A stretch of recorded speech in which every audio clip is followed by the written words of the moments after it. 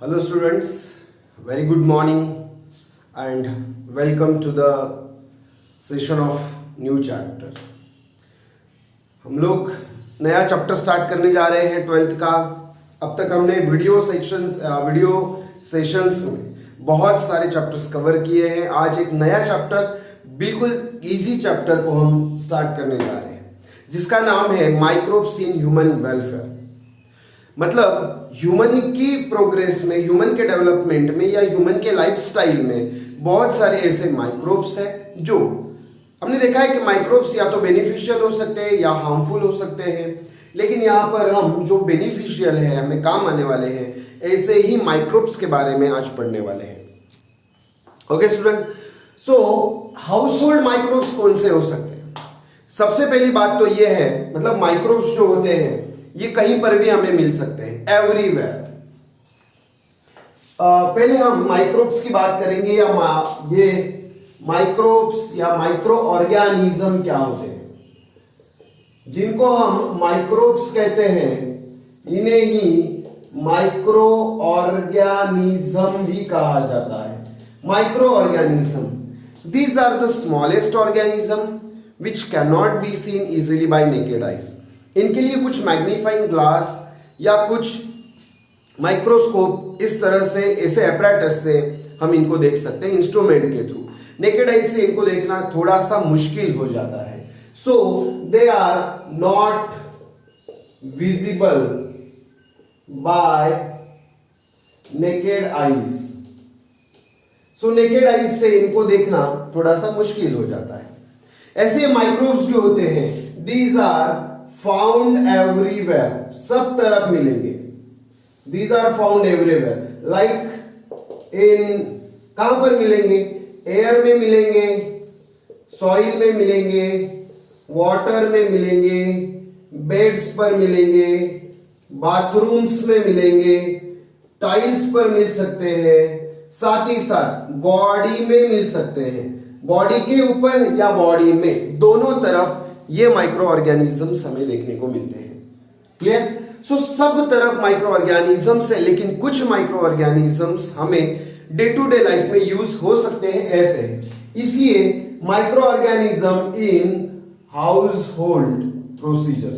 सो house hold micro organism, okay. सो house hold micro organisms कौन से हैं, ये हम आज पढ़ने वाले हैं। सो सबसे पहले बात करते हैं कि मिल्क से कर्ड मेकिंग किससे बनाते हैं? तो मिल्क से। मिल्क से हम कर्ड बनाते हैं, तो इसमें भी कुछ माइक्रो ऑर्गेनिजम्स होते हैं। Little amount of curd that is put in the milk, fresh milk, converts it into the curd. ये कैसे होता है? विद द हेल्प ऑफ, यहां पर माइक्रो ऑर्गेनिज्म क्या है? सो यहां पर माइक्रो ऑर्गेनिज्म में LAB, मतलब लैक्टिक एसिड बैसिलस, इसी को कहा जाता है lactobacilli. All are one and the same. LAB, lactic acid bacillus या लैक्टोबैसिलाई, ये तीनों भी वर्ड सेम है। ये माइक्रो ऑर्गेनिज्म यहां पर होता है। क्लियर? ये माइक्रो ऑर्गेनिज्म क्या करता है? सो उसका यूज क्या है? सो ये मिल्क प्रोटीन जो होते हैं, मिल्क प्रोटीन को ये कोएगुलेट करते हैं। मिल्क प्रोटीन को ये कोएगुलेट करेंगे, मतलब यहां पर मिल्क प्रोटीन का कोएगुलेशन होगा, जिसके कारण यहां पर कर्ड बन रहा है। So use is milk protein coagulation. दूसरा इसका यूज ये है कि ये B12 विटामिन को बढ़ाता है, साथ ही साथ ये क्वालिटी को भी बढ़ाता है, और इंटेस्टिनल जो माइक्रोब्स है, इंटेस्टिनल जो माइक्रोब्स या पैथोजेंस है, इनको चेक करने का काम, चेकिंग भी यही कराता है, जिसको हम कहते हैं LAB। सो हमारा पहला है LAB, लैक्टिक बैसिलाई या लैक्टोबैसिलाई।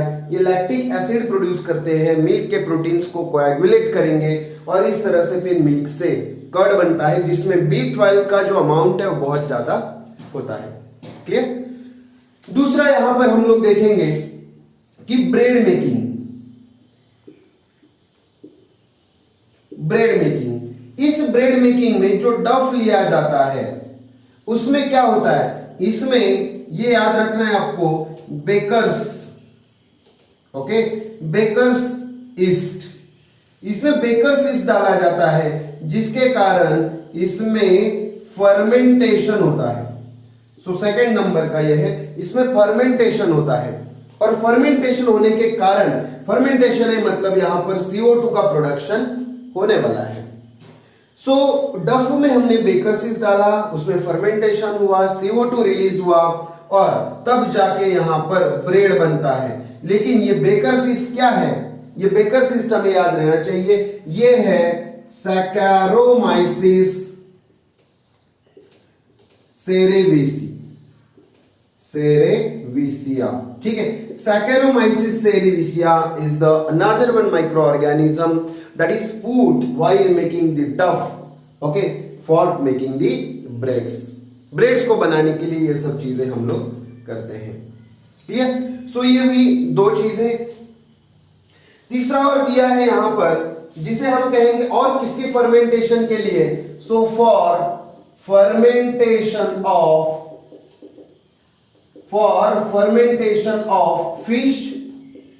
फिश का फर्मेंटेशन, सोयाबीन का फर्मेंटेशन, इसके लिए भी ये हाउस होल्ड माइक्रोब्स जो है ये यूज होते हैं, क्लियर। और एक यहां पर है सो चीज मेकिंग। सो चीज में अलग अलग टाइप्स बनाना या फ्लेवरिंग कराना, इसके लिए भी चीज मेकिंग में भी ये यूज होते हैं, ओके। सो सबसे पहले अलग अलग है, मतलब ये क्या होता है, for different taste, for different flavour,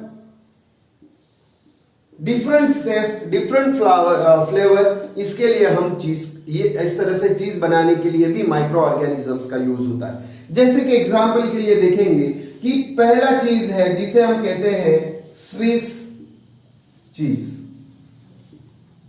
Swiss cheese में माइक्रो ऑर्गेनिज्म कौन सा होता है, यहां पर होता है प्रोपियोना बैक्टीरियम, ओके, प्रोपियोनाई बैक्टीरियम शर्मनी, ठीक है, इसको थोड़ा याद रखना है, प्रोपियोना बैक्टीरियम शर्मनी। ये बैक्टीरिया यहां होता है जो स्विस चीज को यहां पर लार्ज होल्स, ये लार्ज होल्स क्यों होते हैं, क्या, क्योंकि यहां से CO2 रिलीज होता है, इसलिए लार्ज होल्स होते हैं। फिर दूसरा एक यहां पर दिया है वो है रॉकफोर्ट चीज, ओके, रॉकफोर्ट चीज।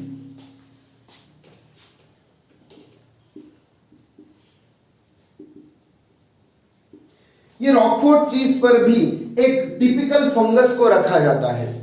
रॉकफोर्ट चीज जो है इसमें it is ripening bye growing,